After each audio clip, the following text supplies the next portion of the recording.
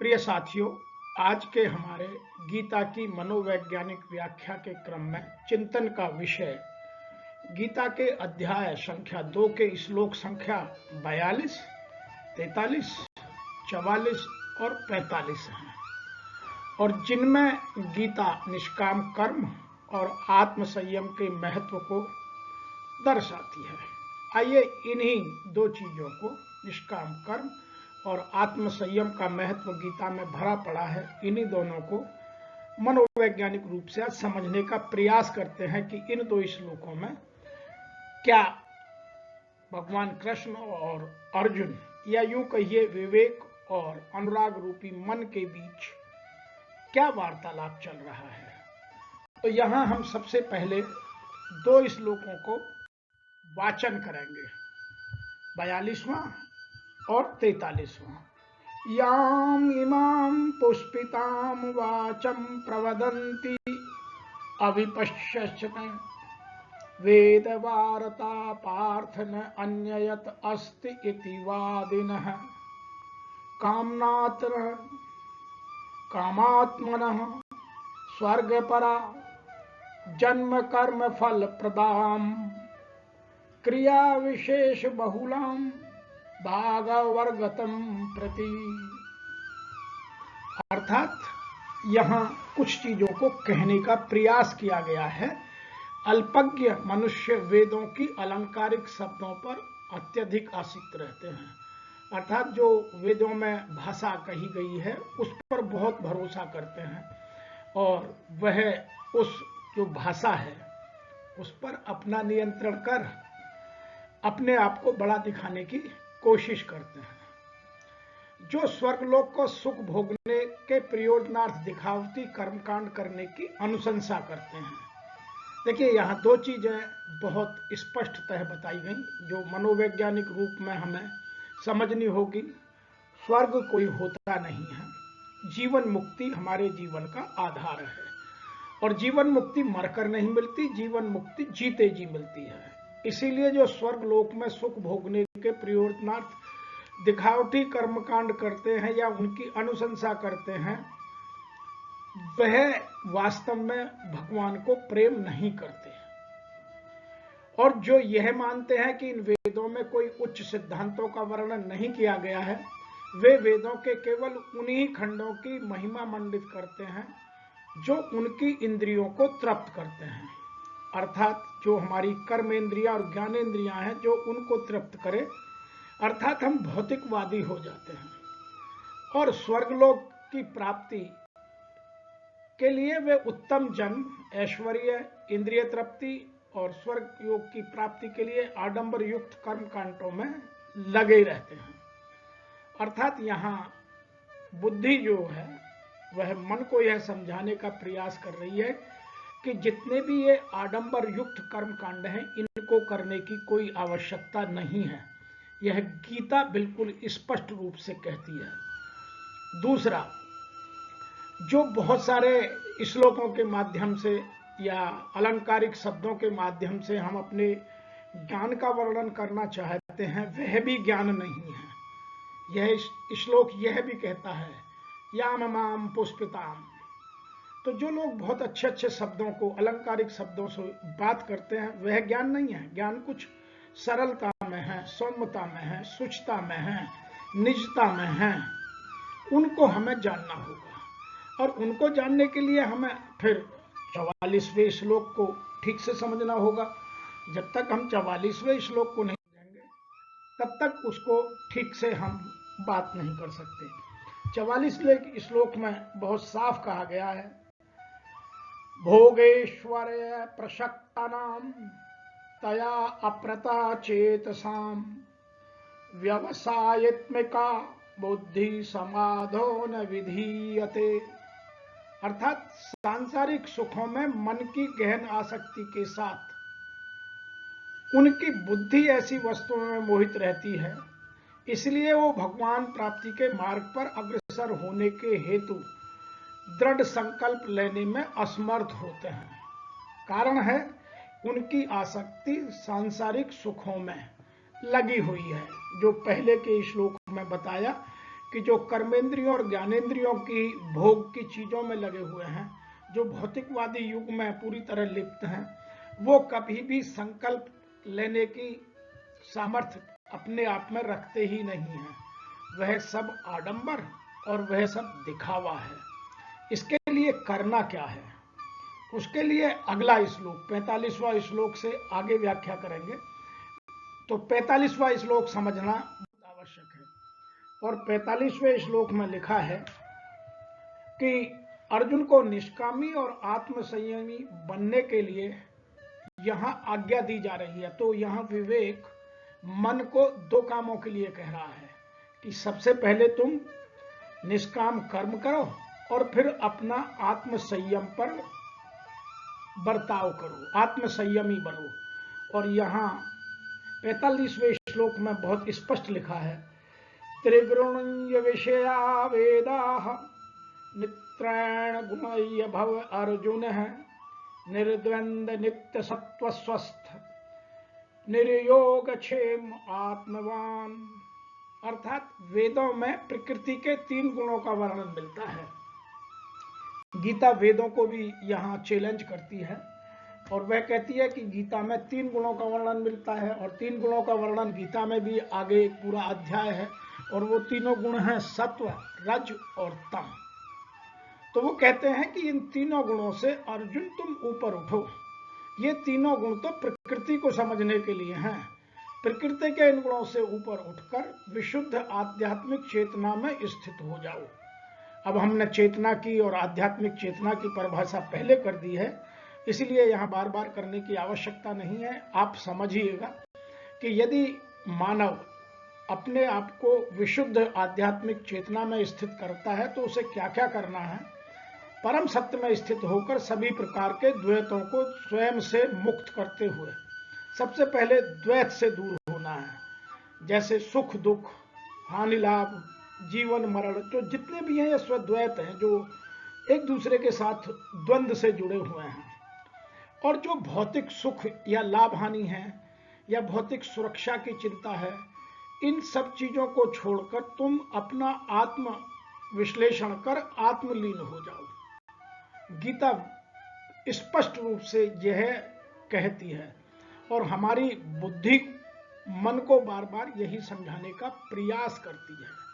और जब तक हम इन दोनों चीजों को नहीं समझेंगे तब तक हम ना तो निर्द्वंद हो सकते हैं, ना द्वैत से ऊपर उठ सकते हैं, ना स्वधर्म का पालन कर सकते हैं, ना आत्मज्ञान को आत्म साक्षात कर सकते हैं।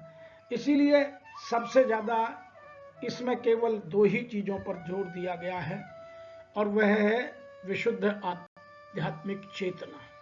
और जो आती है केवल 2 ही चीजों से, द्वैत से ऊपर उठो, प्रकृति के तीनों गुणों से ऊपर उठो, गुणातीत हो जाओ और अपने आप का आत्म साक्षात्कार करो। आइए इनको आज के परिप्रेक्ष्य में मनोवैज्ञानिक रूप में समझने के लिए थोड़ा और गहनता से अध्ययन करते हैं।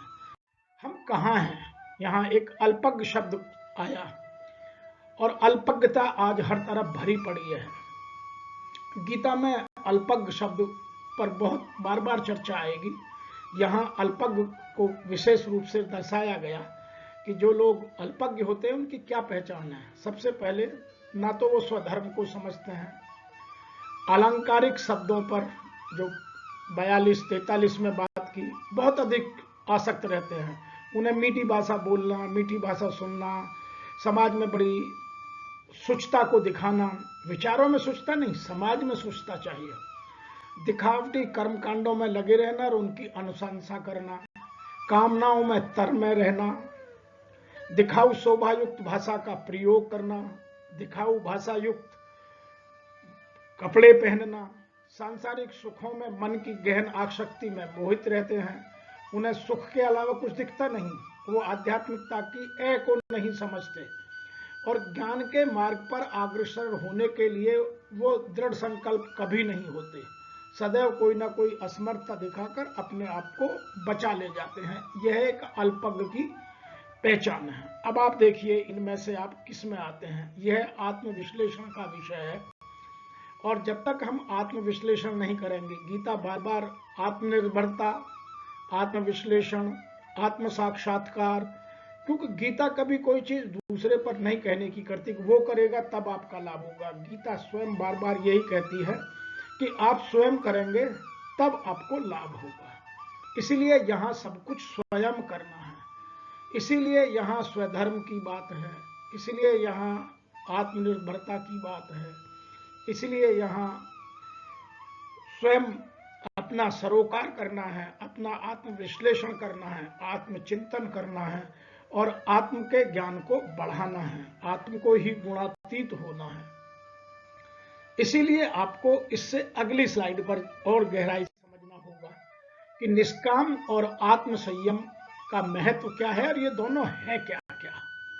तो सबसे पहले निष्काम कर्म को समझते हैं। कर्म की फल के इच्छा के बिना कर्म करना, अर्थात रिजल्ट ओरिएंटेशन से प्रोसेस ओरिएंटेशन पर जाना। यदि आप अपनी प्रक्रिया पूर्ण करेंगे तो परिणाम आपको अच्छा ही मिलेगा, लेकिन हम करते क्या है कि हम प्रक्रिया पूर्ण नहीं करना चाहते, केवल रिजल्ट पूर्ण चाहते हैं। और उसी के लिए हमारे शास्त्रों में रिजल्ट पाने के लिए लोग साम दाम दंड भेद को लगाते रहते हैं, जो सर्वथा अनुचित है।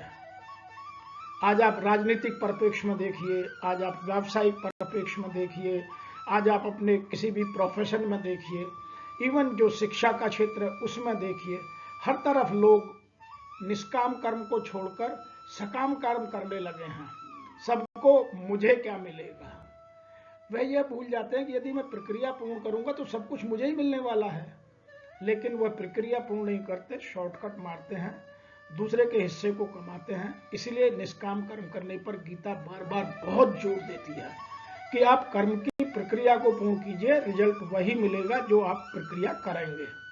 दूसरा यहाँ एक शब्द है जो बहुत महत्वपूर्ण है, जो आत्मनिरीक्षण से, आत्मनिर्भरता से, आत्म विश्लेषण से जुड़ा हुआ है, वह है आत्मसंयम। आत्मसंयम का मनोवैज्ञानिक भाषा में यदि मैं विश्लेषण करूं तो वह मतलब निकलता है किसी की अपनी भावनाओं, इच्छाओं आदि पर स्वयं द्वारा लगाया गया पूर्ण संयम। किसी और ने नहीं, अपनी भावनाओं पर, अपने भावावेग पर, अपनी इच्छाओं पर, अपनी कर्मेंद्रियों पर जिसने भी स्वयं संयम लगाया वह आत्मसंयम है।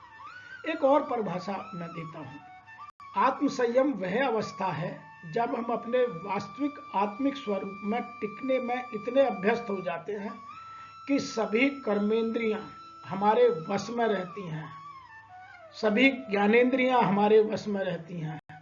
आत्मा की ज्ञानेंद्रिय जैसे आंख, कान, नाक, जीभ और त्वचा हमारे नियंत्रण में रहते हैं। दूसरे शब्दों में हम आत्म राजा बनकर रहते हैं, जिस कारण उसकी सूक्ष्म कर्मेंद्रियां अर्थात मन, बुद्धि और संस्कार भी उसके मन में रहते हैं। अर्थात 13 की 13 चीजें यहाँ क्लियर कर दी, पांचों कर्मेंद्रियां और पांचों ज्ञानेंद्रियां 10 और मन, बुद्धि और संस्कार। ये 13 की 13 चीज जिसने अपने नियंत्रण में कर ली और किसी ने उसको जरा भी डिगाया नहीं, उनका कोई प्रभाव उस पर पड़ा नहीं, वह 100% आत्मसंयमी व्यक्ति है। और जिसने यह आत्मसंयम कर लिया, फिर वह, उसका महत्व जीवन में यह है कि वह गुणातीत है, तीनों गुणों से पार है, वह भगवान को या ब्रह्म को जानने में पूर्णतः समर्थ है, फिर उसको कोई किसी चीज की रुकावट नहीं होती।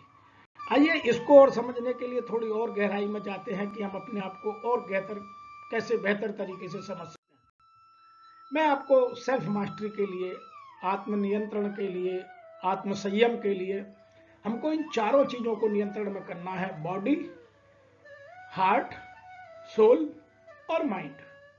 लोग तो बॉडी, सोल एंड माइंड तीन ही बोलते हैं, हार्ट मैंने जोड़ा है क्योंकि मनोविज्ञान में इसका भी कुछ महत्व है, समय समय पर हम इसकी चर्चा करते रहते हैं, आपको बेहतर समझ आएगा। तो जो इन चारों चीजों को नियंत्रण कर लेता है वह आत्मसंयमी बन जाता है। अब इनके लिए हमको आत्मनिरीक्षण करना है। अब आत्मनिरीक्षण करने के लिए हमें इन चीजों को देखना पड़ेगा। सबसे पहले सेल्फ अवेयरनेस, फिर है सेल्फ एक्सप्लोरेशन, तीसरा है सेल्फ डिस्कवरी, चौथा है सेल्फ अंडरस्टैंडिंग, पांचवा है सेल्फ लव, छठवां है सेल्फ ट्रांसफॉर्मेशन, और लास्ट में आता है 7वें नंबर पर आत्म संयम, सेल्फ मास्टरी। तो मैं सेल्फ अवेयरनेस से अपने आप को चालू करूं कि मैं आज कहां खड़ा हूं, वर्तमान में मेरा स्टेटस 1 से लेकर के 7 के बीच में कहां है, मैं उसको समझूं। क्या मैं सेल्फ अवेयरनेस पर हूं, सेल्फ एक्सप्लोरेशन पर हूं, सेल्फ डिस्कवरी पर हूं, सेल्फ अंडरस्टैंडिंग पर हूं। ये 3-4 प्रक्रियाएं बड़े आराम से की जा सकती हैं। प्रारंभ होते हैं, जो हमारे सबसे कठिन आयाम आते हैं वो आते हैं नंबर 5 से, सेल्फ लव से। लोग कहते तो हैं मैं अपने आप से प्यार करता हूं, लेकिन करते नहीं हैं, करते किसी और से हैं। और वास्तविकता है वो किसी और से भी नहीं करते और अपने से भी नहीं करते, लालच में या भौतिकवादिता में फंसे रहते हैं। और जब तक उनमें फंसे रहेंगे तब तक ट्रांसफॉर्मेशन नहीं हो सकता। तो सेल्फ ट्रांसफॉर्मेशन की बात हम या तो बेईमानी है या हम झूठी करते हैं, और इसलिए हम आत्मसंयमी नहीं हो सकते। अब हमें इसके लिए करना क्या है? इसके करने के लिए हमें कुल 3 चीजों को समझना है, जो गीता के अभी इसी 45वें श्लोक में कहा गया, और जो भारतीय जीवन बीमा निगम का भी एक पंचलाइन है, योग क्षेम वहाम्यम। तो यहाँ योग क्षेम की बात की है कि योग क्षेम आदि स्वार्थों को छोड़कर आप एकनिष्ठ आत्मनिष्ठ हो जाइए, आप भूल जाइएगा। ये तो सब जो योग क्षेम वहाम्यम है, वहाँ कृष्ण अर्जुन से यही कह रहे हैं, अर्थात विवेक मन से यही कह रहे हैं कि यह मेरा काम है, यह मैं देखूंगा, तुम तो केवल आप मुझ पे विश्वास रखो। दूसरा हम तीनों गुणों से रहित हो जाएं, ना हम सत्व से भी, रज से भी और तम से भी। वास्तविकता यह है कि सबसे पहले हमें तम से रज में जाना पड़ता है, रज से सत्व में जाना पड़ता है। 90% लोग तम में रहते हैं, लेकिन हम तम को छोड़ना ही नहीं चाहते, क्योंकि तम में सारा भौतिकवादी सुख तम में फंसा हुआ है। और हमारी जितनी कामनाएं हैं, हमारी जितनी इच्छाएं हैं, हमारी जितनी रोजाना की आवश्यकताएं हैं, वो तम में फंसी हुई हैं। और नंबर 3 है द्वैत से परे, अर्थात निर्द्वंद। हमें कोई 2 चीज ना हो, केवल एक हो, अद्वैत हो। यदि आप ये तीनों चीज कर लें तो फिर आपको ब्रह्म को जानना या ब्रह्म को पाना कोई कठिन काम नहीं है। इसीलिए आपको धीरे धीरे अभ्यास करना है इन 3 चीजों का। मैं आशा करता हूं कि आपको हमारी यह मनोवैज्ञानिक व्याख्या अवश्य ही पसंद आती होगी। आप मेरे चैनल को हमारा मनोबल बढ़ाने के लिए, हमारी थोड़ी सी और इच्छाओं को या हमारे इस काम को बल देने के लिए आप लाइक करें, चैनल को सब्सक्राइब करें, और इन वीडियो को उन लोगों तक भेजें जो आपके बहुत निजी हैं, प्रगाढ़ हैं, जिनका आप जीवन में भला करना चाहते हैं, जो इस चीज को समझकर अपने आप में बदलाव करने की कोशिश कर रहे हैं। और वह तभी संभव है जब हम सत्यता से इन चीजों को समझें। वास्तव में जो आज गीता समझाई जाती है, वह इस तरह समझाने वाले बहुत कम लोग हैं। वह हमको डराने का या हमको बहुत बड़े बड़े कर्म कांडों में फंसाने का प्रयास करते हैं। वास्तव में सरल भाषा में मैं और मेरी संस्था प्रयास कर रहे हैं। हमें आशा है कि आपको हमारा प्रयास अवश्य अच्छा लगता होगा।